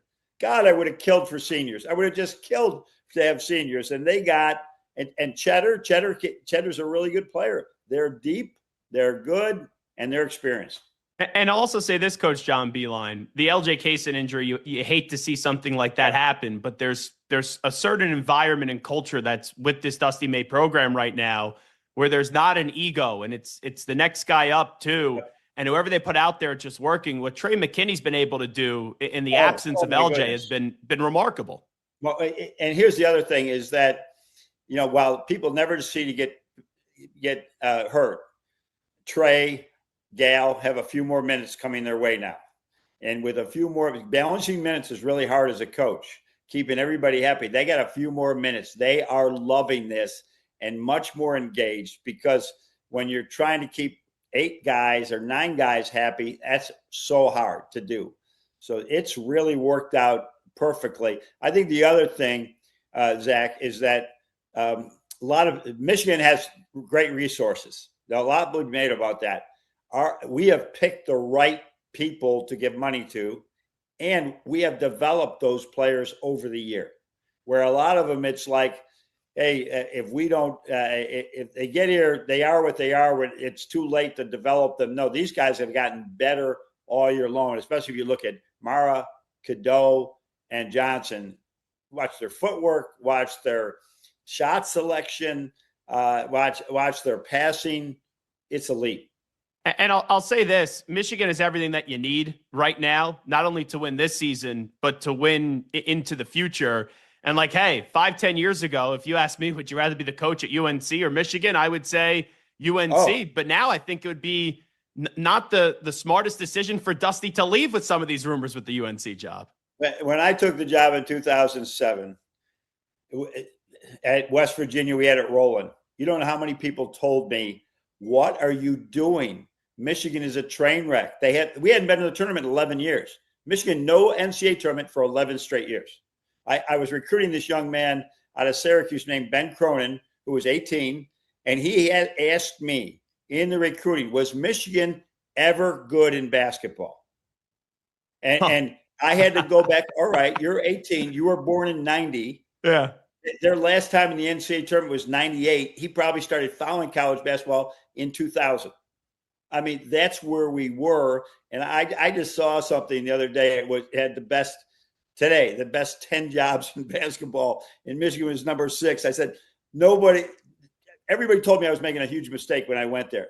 The administration has bought in all the way of how important men's basketball can be to that university. Everybody told me, oh, it's just a football school. Why are you going to a football school? I said, that's exactly why, because we have the resources now, and we're going to win. If we can win in football, we're going to win in basketball. And that's exactly what's happened in the last 15 years. Michigan's been as good as anybody in the country at just winning basketball games, especially in March. Going off of that, and you took them to 2 Final Fours, 2 championship game appearances, and it was a tough task, and everyone respects the job that you did. How did you get it to eventually turn around and work with the Wolverines? You know what? It was much different than today. Dusty's been able to do a quick fix. You could not do that back in those days. We had to. When I first got there, I said, you know how we're going to win? Because I sort of followed this at West Virginia when I had my press conference, and they said, how are you going to beat Syracuse and UConn? Because they were just mammoth teams back then. They were just fantastic. Pros all over the place. I said, we don't have to. We just got to get in the top 6 or 7 of the Big Ten or the Big East, and we'll be in. And that's exactly what happened. In year 3, we're in the Elite 8. So I took the same idea here. We need to have a MAC, Metro Atlantic all-star team. If we get the best player off, this is when kids weren't transferring around, the best player off, recruit a player that's going to be good. But Zach Novak, Stu Douglas, they all would have been all-stars in the MAC. Jordan Morgan, you started getting a culture. You can win. Now they recruit Timmy Hardaway. They recruit Darius Morris. They get Trey Burke there. Trey Burke now gets Mitch McGarry and Glenn Robinson and Nick Stauskas, and those guys get Mo Wagner and Jordan Poole and Duncan Robinson. It just happened slowly that once we got it fixed, it was fixed. But it was harder to do back. It took more years to do it. Let's just say that. But Dusty, like I said, there's a lot of people with money, Zach, and they ain't playing money. They ain't playing Saturday this weekend. So we have done a great job at managing the money and developing talent. From a coaching standpoint and using your coaching brain, because I always say this, when a guy has unexpected success like Dusty May at FAU, when you get that bigger job, it's tough because everyone's going to say, well, if you got to a Final Four at FAU, you better go win a championship out of Michigan. And he's walked in, and it doesn't always work, but he's walked in first year. They won the conference tournament. This year, they're 2 wins away from winning a national championship. Yeah. Why does he just work in college basketball? Well, I think he's a very bright coach. I love how they play, how they practice, how their defense.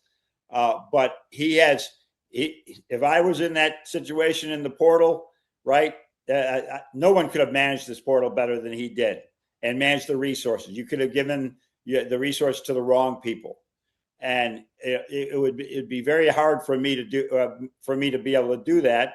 And I would have adjusted, but he's just been just really good at it. It's not temporary, but it ain't. I always tell him, enjoy this because stuff happens. You think about 14, we were set up to win it all. We were so good.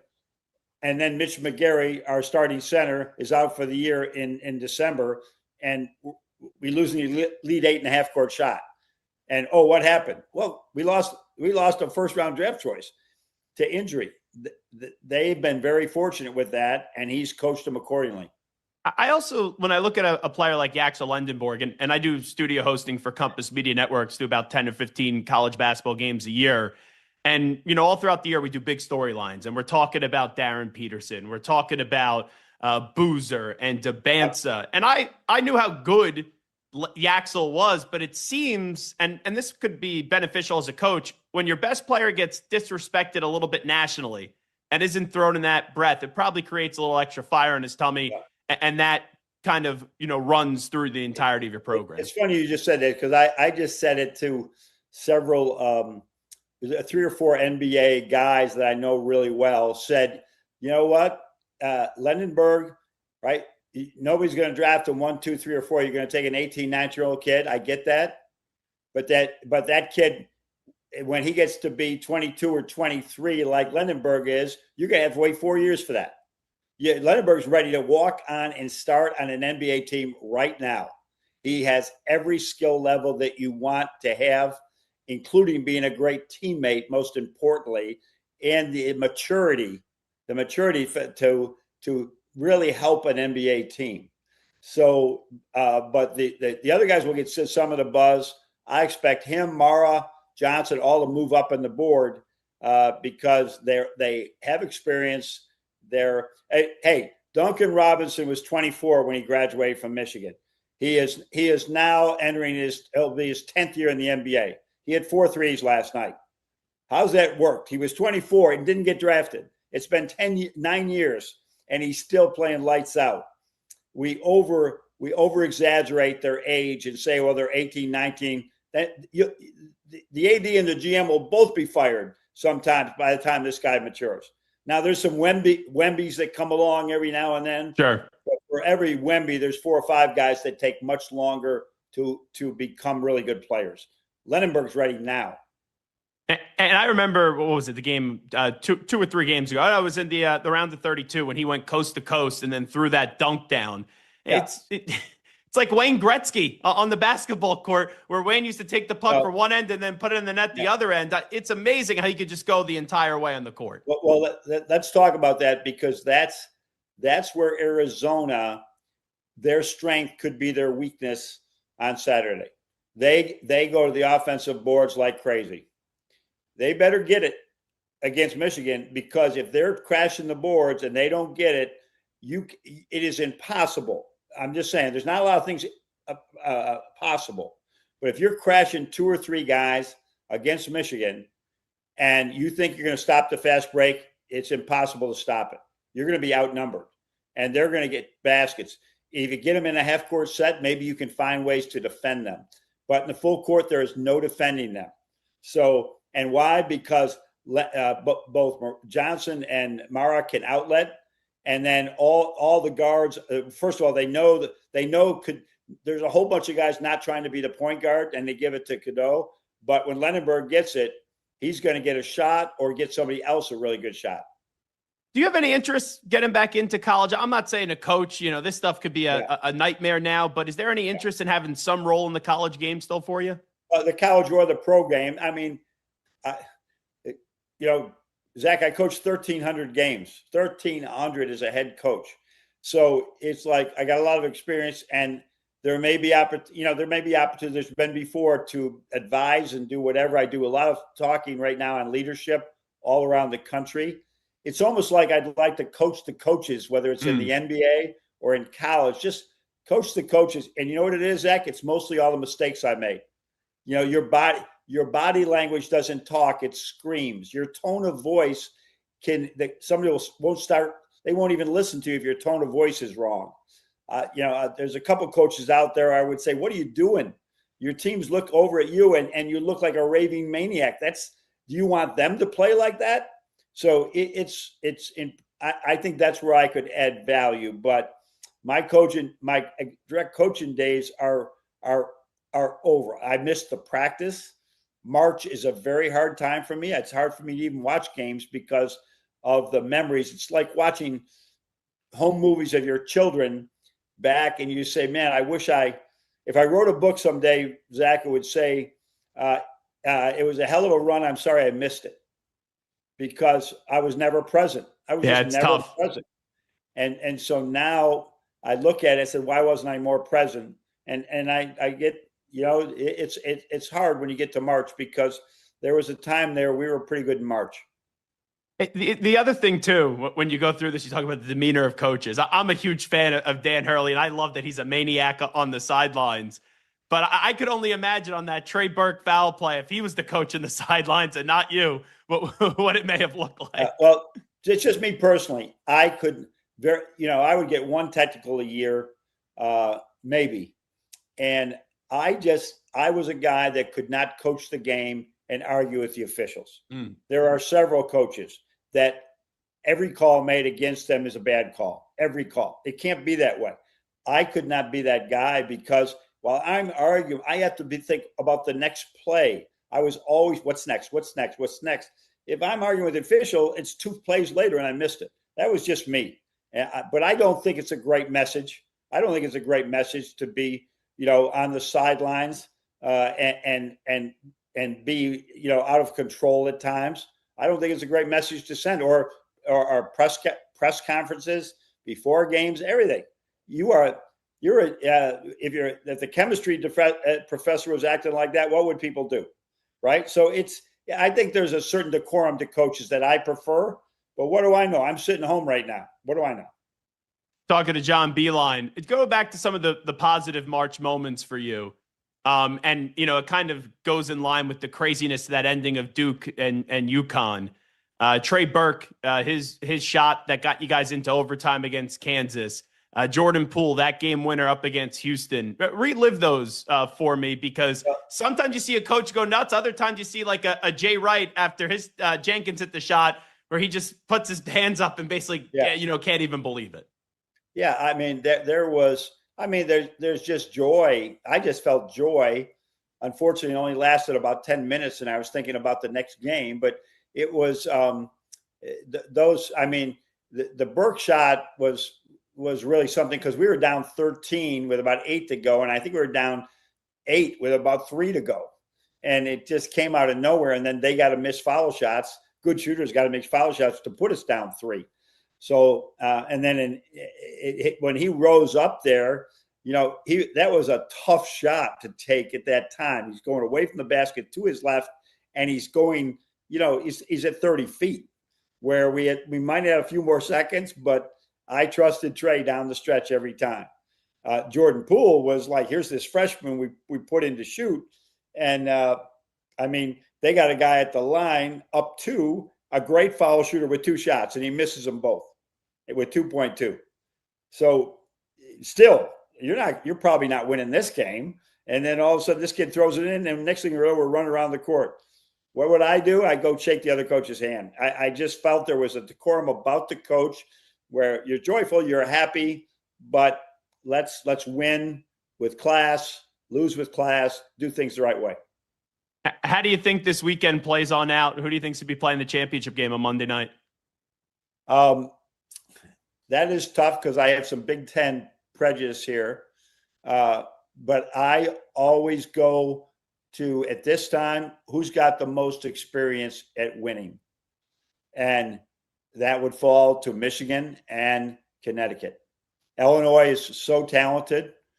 Arizona is very talented, but both are inexperienced in April and in late March. Now, they gained some in the last couple of weeks. Arizona was down, in their game for a while.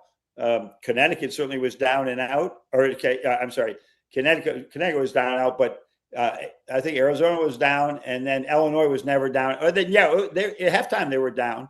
They experienced a little adversity, but I'm just telling you, you walk in there and there's 70,000 people, it's different. It's just different. And so I expect both the more experienced teams to win and then play in the championship. And then, I'm picking in the championship. Yeah.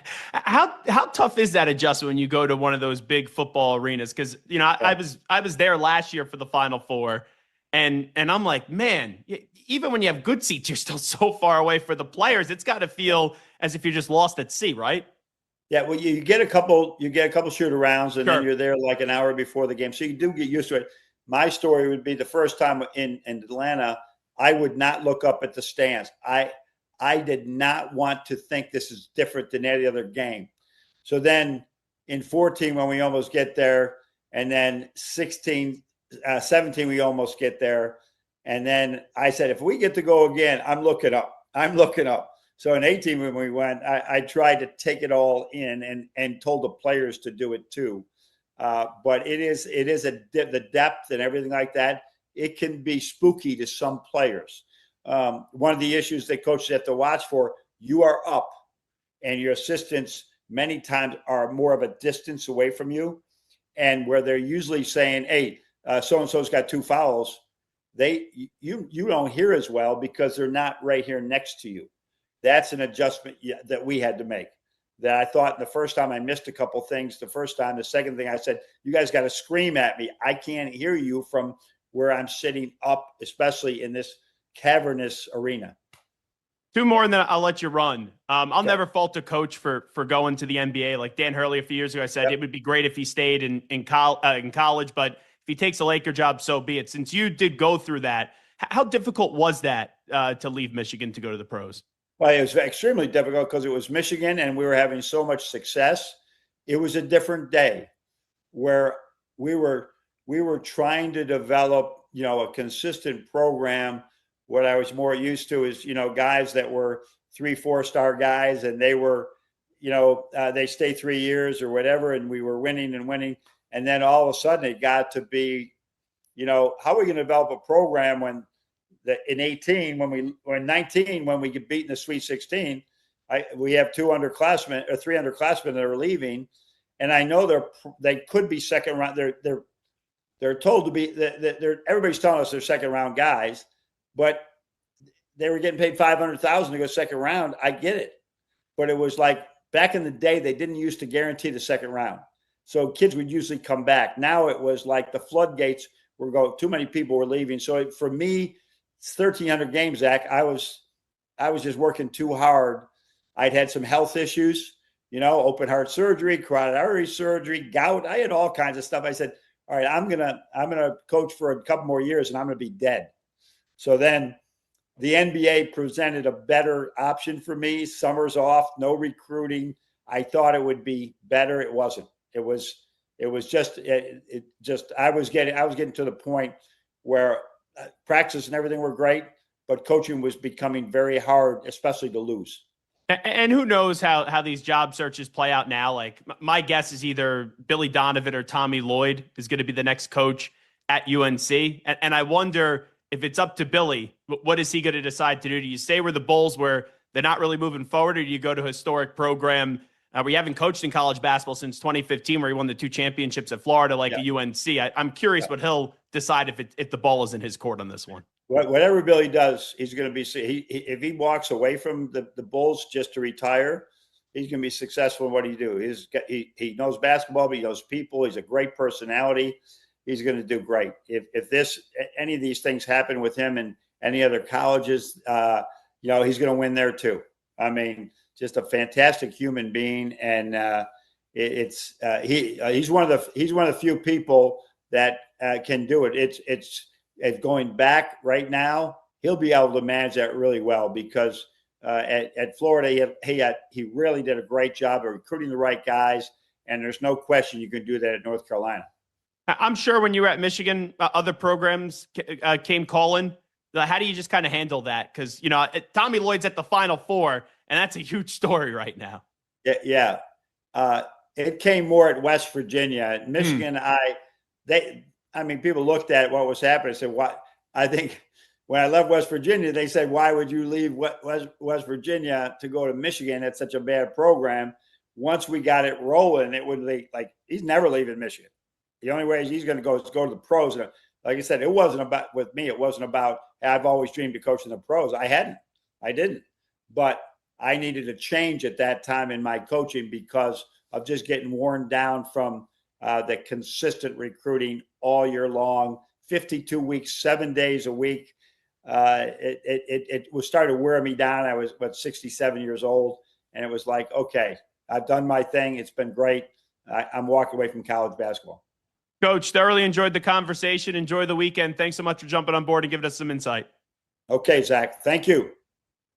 There he is, Coach John Beilein. Love that conversation. You could tell the energy and the passion and the knowledge for the game is clearly still there. And who could be surprised by that with the turnaround that he had at Michigan when he was the head basketball coach, leading them to 2 Final Fours. And that will do it today for the Zach Gelb Show right here on 365 Sports. You could always give me a follow on Twitter and Instagram at Zach Gelb. That's ZACHGELB. You could also get me on TikTok at The Zach Gelb Show. But most importantly, YouTube.com/@365SportsYT. YouTube.com/@365SportsYT. Make sure you subscribe. Tomorrow, we have a special edition of the show. Just got to move around the live show timing just for tomorrow, so don't worry. We'll be live tomorrow right here on our 365 Sports YouTube channel from 11 a.m. to 1 p.m. Eastern Time. That is 10 a.m. to noon p.m. Central Time. That will just be for tomorrow. And then Friday, we'll be back for a big Final Four show. Get you ready for the games on Saturday. Talk some more football as well. And we'll move back into the normal time slot on Friday, which you could usually hear the Zach Gelb Show Mondays through Fridays from 2 to 4 p.m. Eastern Time, 1 to 3 p.m. Central. But that's all the time we have today. Really appreciate you tuning in. Thank you to everyone that joined us along the way. And we will be back tomorrow, bright and early, in a different time slot, just for Thursday, right at 11 a.m. Eastern Time. I'm Zach Gelb. Have a great night, everybody. We out. Bye-bye. Peace.